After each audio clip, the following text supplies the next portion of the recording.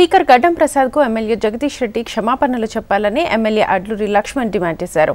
స్పీకర్ను ఉద్దేశించి జగదీష్ రెడ్డి చేసిన వ్యాఖ్యలపై సభలో దుమారం రేగడంతో ఎమ్మెల్యే అడ్లూరి అభ్యంతరం వ్యక్తం చేశారు. 10 ఏళ్లు అధికారంలో ఉన్నవాళ్లు స్పీకర్ను గౌరవించాల్సిన బాధ్యత లేదా అని ప్రశ్నించారు. స్పీకర్ను ఏకవచనంతో సంబోధించిన జగదీష్ రెడ్డిని సస్పెండ్ చేయాలని, జగదీష్ రెడ్డి యావత్ దళిత జాతికి క్షమాపణలు చెప్పాలని అడ్లూరి లక్ష్మణ్ డిమాండ్ చేశారు.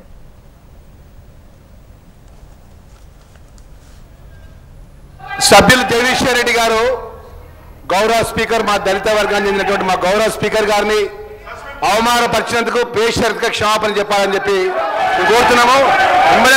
ఎందుకంటే అధ్యక్ష ఈరోజు 10 సంవత్సరాలు ఈ రాష్ట్రంలో వారు అధికారంలో ఉన్నారు. చైర్కు గౌరవించాల్సిన కనీస మర్యాద లేకుండా పిట్టకథలు చెప్పుకుంటూ స్పీకర్ గారిని ఏకవచనంతో మాట్లాడినట్టు సందర్భంలో పట్ల తక్షణమే జగదీష్ రెడ్డి గారిని సస్పెండ్ చేయాలి.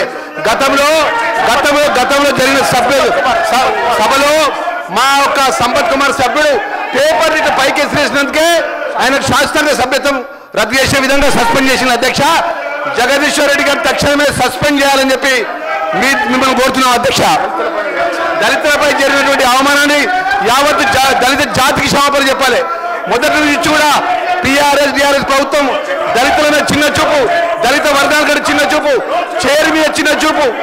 ఈరోజు జగదీష్ రెడ్డి గారు మాట్లాడిన మాట విషయం తక్షణమే ఆయన సస్పెండ్ చేయాలని చెప్పి డిమాండ్ చేస్తున్నాం అధ్యక్ష.